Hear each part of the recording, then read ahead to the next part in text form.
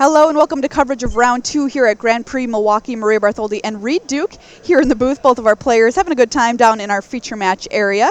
Both currently starting off with undefeated records. Jay Plato on the right side of your screen and Carter Retzlaff on the left. And I believe Carter has brought a kind of interesting brew for us here today, Reed, which is using cards like Heroic Reinforcements to make a bunch of hasty 5/5 angels. So this must be a Divine Visitation Yes. deck. And already the very first turn that I cover here at Grand Prix Milwaukee, I see a card that I did not encounter at the Pro Tour, which is Memorial to Glory. Is that one? Yes. That's going to sacrifice to make 2 soldier tokens, which not a very impressive effect, but pretty nice to look down and have that the turn after you deployed Divine Visitation. So Divine Visitation says anytime you would make a creature token, instead you're going to make a 5/5 angel. And I actually played against this deck on Arena yesterday, and I was just like, when they played that card, I was like, what's happening? Oh, this can't possibly be good. What are they doing? Playing it with, History of Benalia, Heroic Reinforcements, boom, hit you for 10 out of nowhere. Wow, so that's pretty nice. The Heroic Reinforcements does not specifically make 1/1 haste tokens. It makes 1/1 tokens and then gives all your creatures +1/+1 in haste. So you get to have your cake and eat it too there with attacking for 10 right off the bat. Midnight Reaper, that's an interesting card too here in Jay Plato's White-Black Knights deck, alongside a Knight of Grace. Leonin Vanguard there for Carter Retzlaff, which is also a card that I haven't seen a lot of in Standard. Yeah, that's a card that never really got its moment in the sun. It was really powerful. It's reminiscent of Hero of Bladehold, which was a super, super important card in its day. Excuse me, Leonin War Leader. Leonin War Getting Leader my Leonins a little messed up there. 4 toughness is a nice size for this format. Matches up well against Deafening Clarion, Goblin Chain Whirler, Lightning Strike. But also, just this is a card that when it goes unanswered is going to dominate the game, even without Divine Visitation. When you start adding Carter Retzlaff's combos into the mix, this can be really powerful. Is White-Black Knights something that you had on your radar at all, Reed? Well, White-Black Knights is a deck that existed before the release of Guilds of Ravnica. In my estimation, it actually got weakened a little bit because many of the other combinations, the guilds that are supported in Guilds of Ravnica, have the shock land, the untapped dual land, whereas White-Black has to thrive mostly on Isolated Chapel. So the fact that the mana is not quite as smooth is a downside, but the cards are definitely there to support this archetype, and you see Jay Plato with a really nice opening here. There you see on the right side of his screen a Valiant Knight as he gets in here for a giant swing. Carter's life total already very low. It's a Knight Lord giving the other Knights +1/+1 on the battlefield right now. He can pay 5 mana to give his Knights double strike as well until end of turn. So Carter here is going to go ahead and crack that Memorial to Glory and make a couple of soldier tokens. Yeah, and I can tell you that Carter is having mana troubles of his own. He's packing red cards in his deck, including Deafening Clarion, which I think is in his hand right now. Oh, but he can't seem to find any red mana. And there it is. There's a Divine Visitation. Well, Jay would really love to put the game away here, because if he can only knock his opponent down to 3 life, then something bad could happen with Divine Visitation on the battlefield. Oof. All right, that's up to 8 damage. Benalish Marshal, giving the creatures on Jay's side +1/+1. Dauntless Bodyguard here is going to protect the Marshal. Oh, excuse me, 4/4 Angel creature tokens. I believe I said 5/5. Well, with the Heroic Heroic Reinforcements they makes can them be 5/5s. 5/5s, but only temporarily. Knight of Malice hits the table as well here for Jay. And yeah, we are crossing our fingers for that red mana on Carter's side of the battlefield. Yeah, so here's a big moment. Can he make something with the Divine Visitation? Can he find his red mana to wipe the board? He'll need more than just Deafening Clarion at this point, because remember that Dauntless Bodyguard is protecting one of Jay's creatures. Carter down to 1, draws it, and there was the mountain. Too little, too late for Carter. 6 mana available. The Divine Visitation in play, kind of one of the keys to the deck here. Now, one subtle thing to think about is if Carter is not going to be able to stabilize the board, I would have liked to see him maybe not play out the mountain, because, of course, he is playing a rogue deck. I would venture to guess that Jay has never played against this particular deck that Carter has brought to the table. But now, knowing that he has red mana, it's going to put cards like Deafening Clarion on his radar, whereas maybe he would have just thought, okay, I'm against a mono-white deck that didn't get a great draw. All right, so that is game number 1 going to Jay Plato and his white-black Knights deck, which I'm also a fan of. That deck also looks pretty cool. I'm somebody who likes to play a lot of creatures and swing in for big chunks of damage, and that's exactly what he did in that game, and Carter just couldn't get it together in time thanks to a little bit of mana troubles. I agree, Maria. That was a really nice showing from the black-white Knights deck, and one thing that you can see about this particular deck is it has both synergy in the forms of the Knight boosting cards, History of Benalia and what have you, but also the creatures are just individually really, really good. These are cards like Midnight Reaper, Benalish Marshal. These are staples of other decks that people just play because of their standalone power and value. Carter's from Janesville, Wisconsin, so he's local to the state. He's been playing off and on for a few years and likes the art of Magic, so he's a big fan of the illustrations. Jay Plato is actually from Oshkosh, and he's a pizza delivery driver who earlier this week pulled 2 people out of a car after they were in a wreck. Wow. Good job, Jay. Wow. Getting some facts on our players down in the feature match area from my podcast co-host, Megan, who's show running this weekend. I actually went to college in Oshkosh. Oh, no kidding. Yeah. Oshkosh Bagosh is from there. Yes, Rashawn. That's true. All right, players here shuffling up for game number 2. Jay Plato currently up a game with White-Black Knights over Boros Tokens from Carter Retzlaff. And as we said, Boros Tokens' plan is to play a card like Divine Visitation, just make a bunch of tokens and make some 4/4 angels or 5/5s if you happen to play Heroic Reinforcements after it's on the table. I have a question, Reed. In a deck like that, that's, could be potentially so reliant on its quote-unquote combo piece of Divine Visitation, what do you think of a deck like that in general?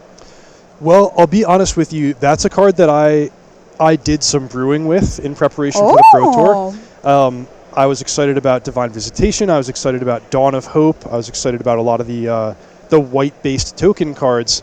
One thing that I really ran into that was a problem was Vivian Reed. The fact that, you sort of have to put this big clunky enchantment into play and then pass the turn made you very vulnerable to a card that could incidentally destroy an enchantment like Vivian, or people are playing Thrashing Brontodon, Conclave Tribunal, lots of ways to answer an enchantment. So as we saw in that first game, Carter has to devote a significant amount of tempo and resources to playing Divine Visitation before it starts to pay off.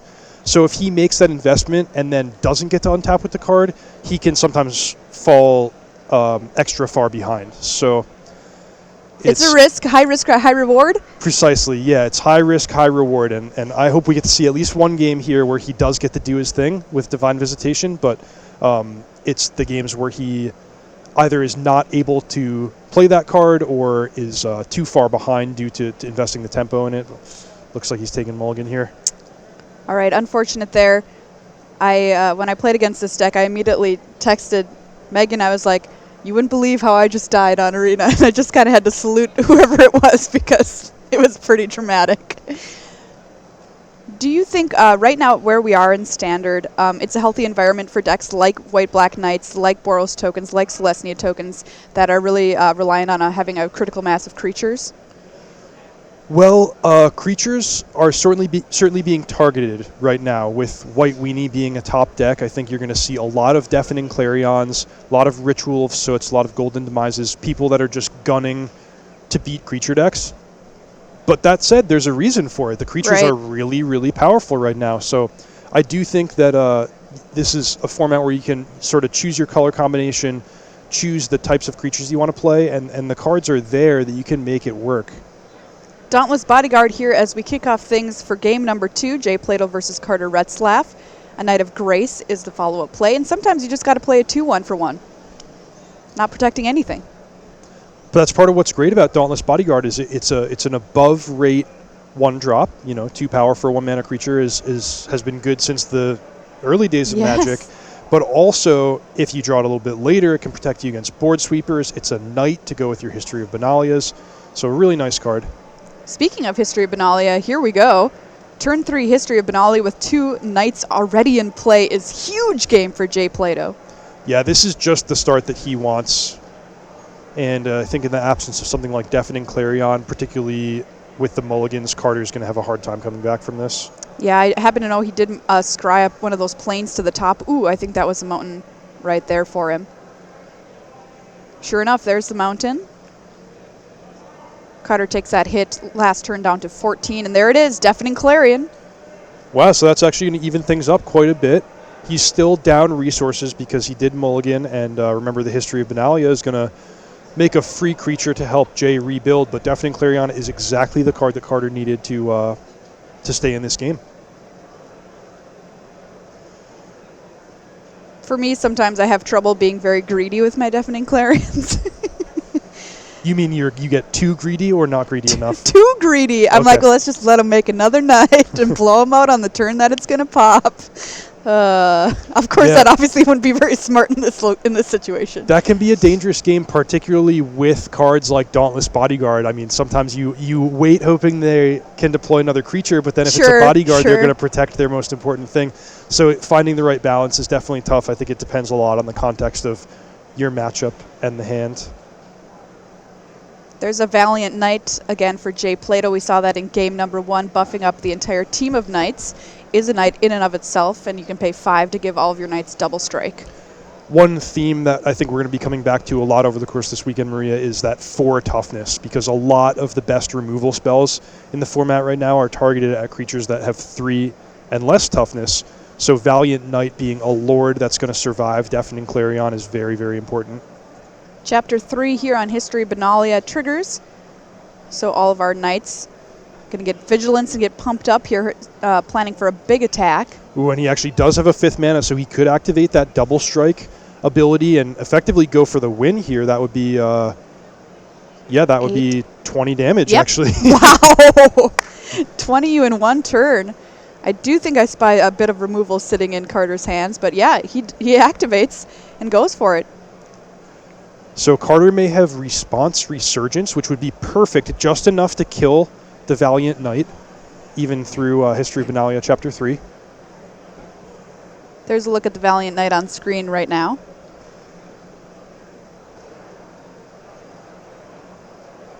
These are vigilant. Man, most knights don't get to ride a lion. That's pretty sick. What would you... Back in my day, they were all riding horses.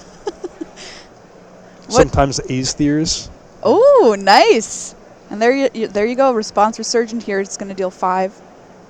Yeah, so this is really nice from Carter. It's going to take out, a 10 power attacker and also shrink down Jay's knight. Jay invested a lot of mana into that play, and now the consequence is he doesn't get to add another creature to the battlefield. So I think Carter should have taken 8 damage there. If he was at 14 before, he would now be at 6. But we'll try to get the life total accurate. Legion War Bus for Carter Retzlaff here. 2/2 with Mentor. At the beginning of combat on your turn, you make a goblin that must attack.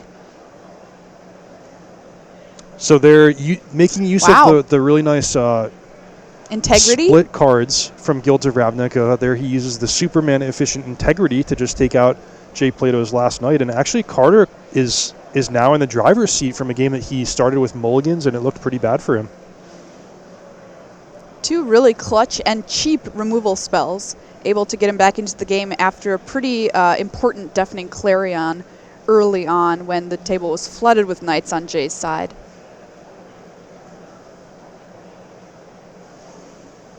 Ooh, I haven't seen this card actually since I was playing vampires back in Ixalan. Radiant Destiny. You can choose a creature, give it +1/+1. Yeah, this card is very powerful if you're able to build a deck where all your creatures share a type. If you think back to Always Watching, that was a super powerful card. I love that for white card. mini decks. And Radiant Destiny, you get to have that, including pumping up your Knight tokens from History of Benalia. But not looking so good on this board. No. Nothing to pump up, and meanwhile, the Legion war bosses continue to assemble their army on Carter's side.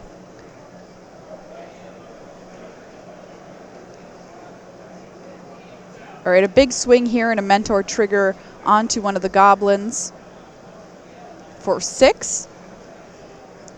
Boy, I really like Legion War Boss with Divine Visitation because I had mentioned, the large upfront investment of Divine Visitation. You sort of have to play it and then pass the turn and hope you untap with it.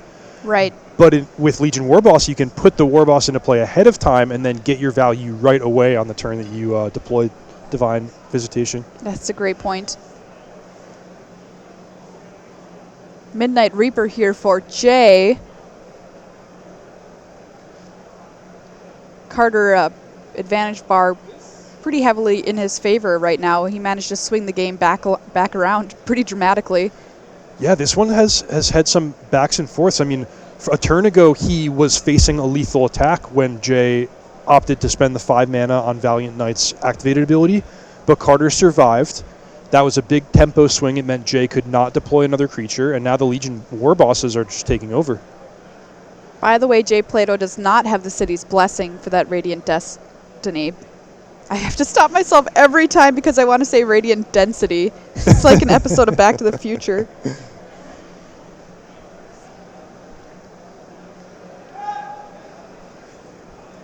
All right, so we're still attacking in with a couple of those goblin tokens.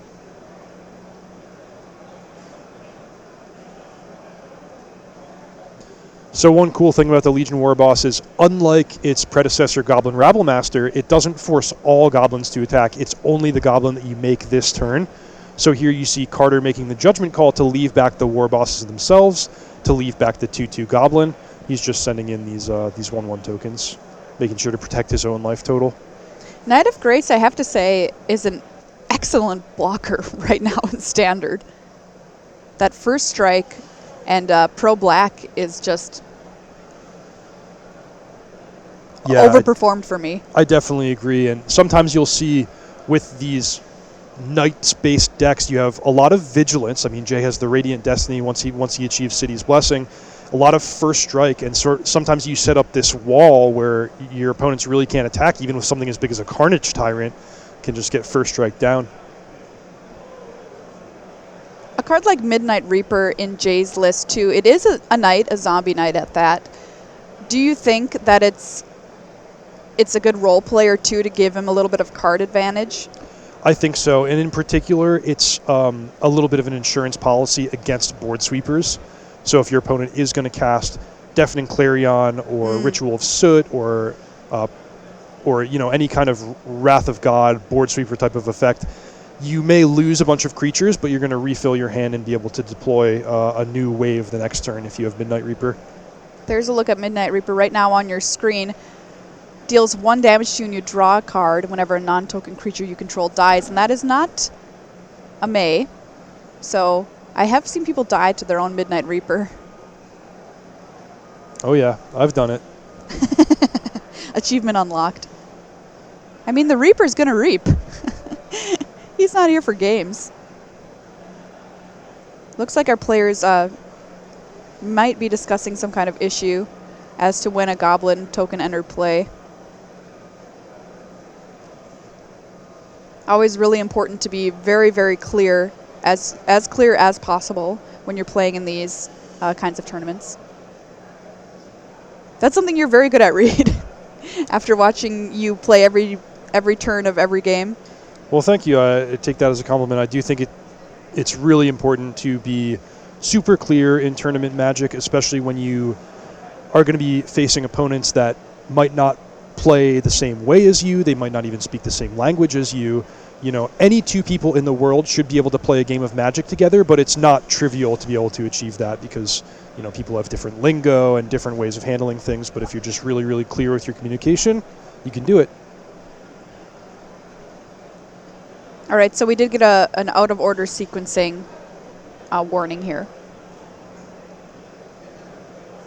Dauntless Bodyguard for Jay.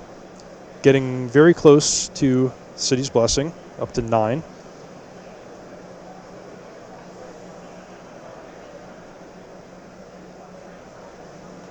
The bodyguard here is protecting the knight, as you can see. Literally by placing it over on the battlefield. All right, so the knight here attacking. Oh, wow, this is a devastating play. If Jay had just waited for one more permanent to give his knights vigilance via Radiant Destiny, Oh, yeah. then Seal Away would have been effectively a dead card. But here getting to turn on one of Carter's removal spells in such a close game is a big loss for him.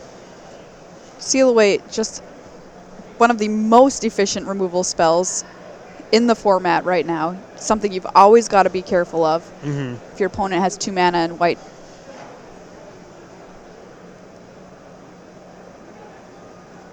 I wonder if they're asking a question now about the bodyguard.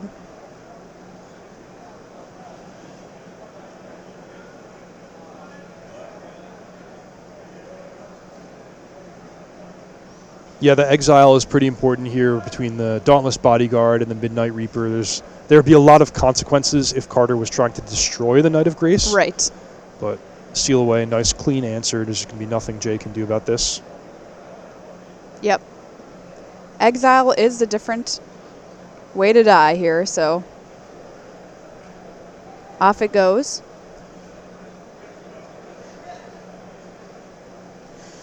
And if you're a newer player, too, that is something that is pretty tricky.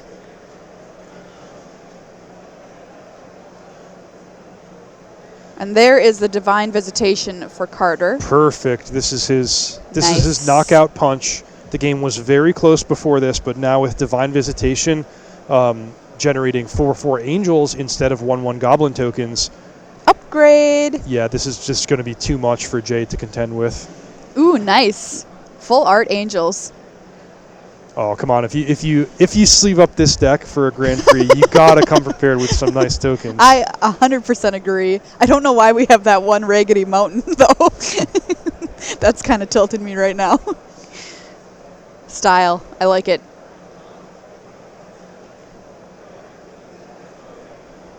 Two Legion War Bosses means 2 4/4 angels for Carter here. There's a look at Divine Visitation with one of the funniest flavor texts in the set, too. The angels appreciated the offer, but politely declined to eat any bird seed. Yeah, you're expecting bird tokens, you're expecting soldier tokens, you're expecting goblin tokens, but nope, you got angels.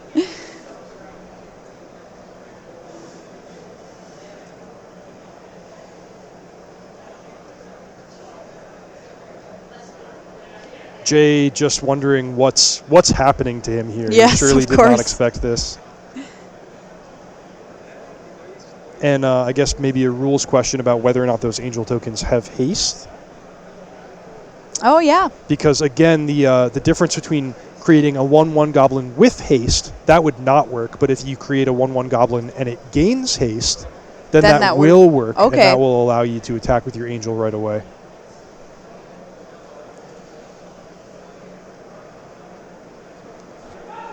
All right. There's the handshake. So we're going to game number 3 here. Carter tying things up. So Legion Warboss says, at the beginning of combat on your turn, create a 1/1 red goblin creature token. That token gains haste until end of turn and attacks as combat if able.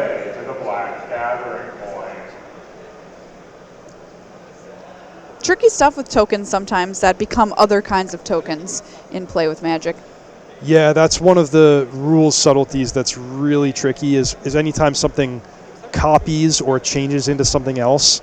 Like most of the rules of Magic are pretty straightforward. You can learn, 95% of them in a 30-minute or 1 hour sit down, but stuff with copying creatures or changing into something else is I'm still learning even after 20 years. Oh, absolutely. All right, so we are shuffling up for game number 3 here between Carter Retzlaff and Jay Plato. Boros tokens and white-black knights. 2 really interesting decks these players have chosen to bring this weekend. Not exactly ones that are at the top of anybody's standard metagame expectations, but really cool nonetheless. I have to say, Maria, even after the mulligan to 5, Carter's deck just functioned really, really well there. He had Deafening Clarion to defend himself against the early wave of attackers, gain some card advantage along the way. Then he had a nice mix of creatures, the crucial Response Resurgence, the crucial Seal Away, and then when the game was close and undecided, he assembled his combo and was able to win pretty convincingly with Divine Visitation plus Legion Warboss. So if his deck can function like that all day, I think he's on track for a good performance. I like what he's brought. And something that Jay has to be wary of too were those split card spells that Carter cast as removal last game, but some of them can be pretty brutal, like adding another combat step. Wow, can you imagine that with the double Legion Warboss? Right. That's the Resurgence half of Response Resurgence. Does cost 5 mana, but creatures you control gain First Strike and Vigilance until end of turn. After this main phase, there's an additional combat phase followed by an additional main phase. I really like the design of this card. The Resurgence is a throwback to Relentless Assault, which was an old crowd favorite card back from the days of Mirage. But this type of effect, they often print it, and it's sort of never quite worth it in Constructed. Nobody really wants to dedicate one of those crucial slots in their focused aggressive deck to a card like Resurgence, but being able to staple that onto a versatile split card and have the option to do both, you actually see this really fun and powerful effect getting played in Constructed and people making use of it in niche scenarios. Gosh, I wonder if he's got some spicy stuff like Chance for Glory in his deck. That would be cool. We've seen a card like Chance for Glory, which gives you an additional combat step, but after that you lose the game, so you better win this turn. Used in decks with Lich's Mastery, or Rainbow Lich, as some people have dubbed the deck because it plays all 5 colors. And it's been pretty cool in that deck. Yeah, even more than an extra combat step, it gives you a full extra turn. Yes, so you get extra to untap turn, excuse me. your mana, draw an extra card, everything. And extra turn is super powerful, but we've been talking all match about risk versus reward. Yeah. Talk about a risky card there. You lose the game if you can't make it happen. I love it. Carter's all in on this list. And if I'm in Plato's seat, I gotta say I'm a little bit nervous playing against this deck, which does have the possibility of assembling huge chunks of damage out of almost nowhere. Yeah, you said it, and he's got to walk a fine line because you definitely want to kill your opponent. You want to win the game before they can assemble that Divine Visitation combo, but also Carter is packing board sweepers, so how do you walk that line of trying to clock your opponent as much as possible while also protecting yourself from Deafening Clarion? Sure enough, there are 2 Chance for Glories in Carter's list. Wow, amazing. He came with all the spice. I love it. Okay, here we go. We are underway for game number 3, Boros Tokens versus White-Black Knights. Knight of Grace on the table. First things first for Jay Plato. He's got both colors of mana as well. There's a look at Chance for Glory right now. Hopefully we'll get to see it this game. It's so cool. But 2 Knights of Grace present a threat of exactly what Jay wants to do in the game and a very good wall. Deafening Clarion, though, in Carter's list, he's got a full 4 of them in the main deck. But it's going to be a Legion Warboss. Token must attack. Yep, and you've talked about those knights being good blockers. He can just eat the token here if... Yeah, there we go.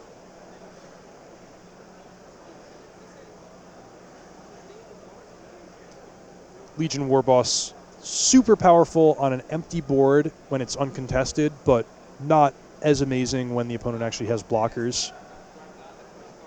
Here come the Knights of Grace for Jay Plato, in for 4 here, knocking Carter down to 14. And no play from Plato.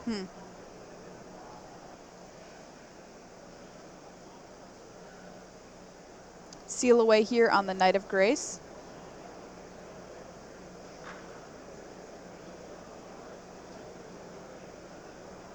All right, that's going to be good. And a Justice Strike on the other. I love this cheap removal in Carter's list.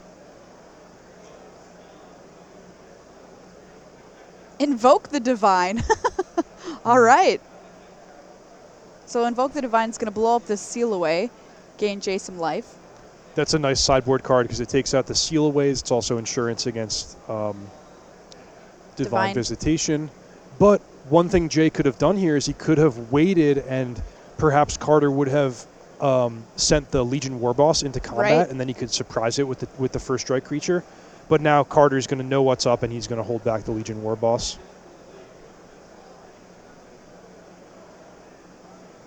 I've got to be a little bit worried firing that off on a Seal Away when Divine Visitation is something that I'm really terrified of, but perhaps Jay's got other things he wants to deploy this turn anyway. Knight of Grace in for another 2, Carter down to 12. And once again, no play.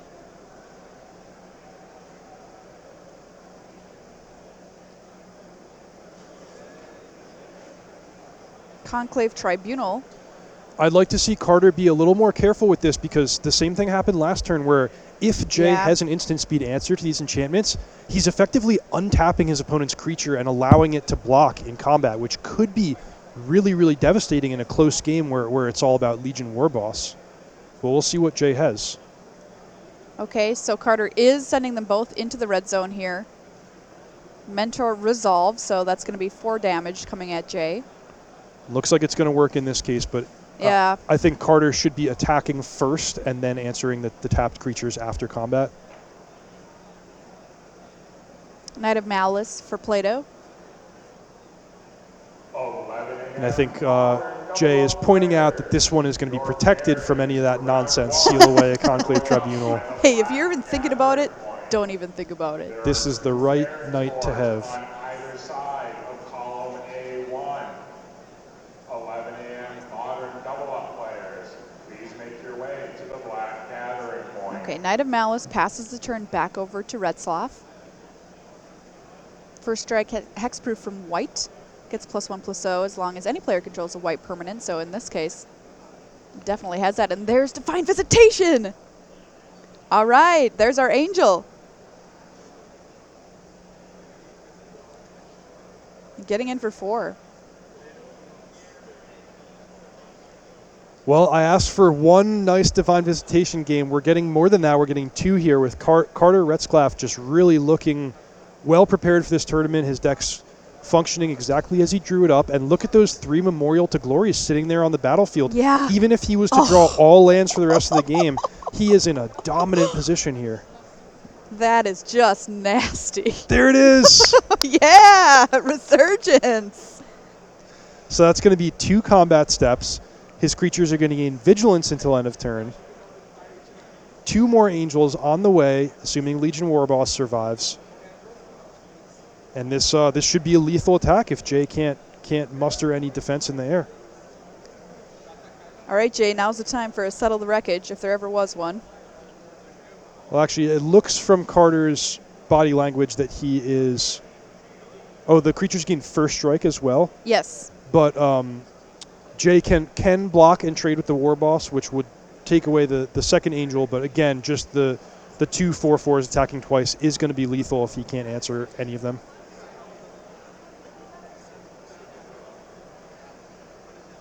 There's another Angel. Another combat. And there is the handshake. That is Carter Retzlaff getting the win there. Boros tokens over white-black Knights. And wow, that deck looked awesome that game. Yeah, that was a great one to watch. And we had sort of framed things in the morning as this being an open format. For the first time in a while, those super powerful cards from Kaladesh and Amonkhet are nowhere to be found. Things have opened up a lot, and I think it's prime time if you're a brewer like Carter Retzlaff to bring your own take on the format, put together some nice combos, and have the chance of actually performing really well in a tournament like Grand Prix Milwaukee. And I do have to give it to Jay there for bringing white-black Knights too. I love a good tribal deck, and I was a huge fan of the Vampires deck earlier on, and so it's cool to see it living on in white-black Knights here.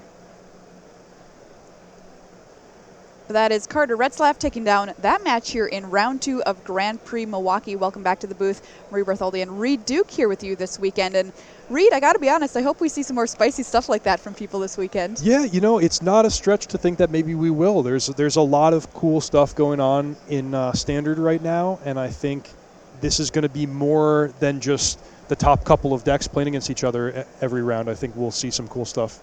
If you had to guess which deck would take down the whole thing right now, prediction. Ooh. Putting you on the spot, Reed. Well, just based on the results from last weekend, I would say it's going to be a white deck with Benalish Marshall. I think that's the clearest pick, both because it's going to be popular after people saw the success of it, and it's just a really powerful deck that even when you face a bad matchup, you can just get those really nice draws on the play. So it's hard to bet against that deck, but I do think there's a lot of possibilities, and a well-prepared player with a different archetype could easily take it down as well. All right, we've got more Magic coming up. Don't go anywhere.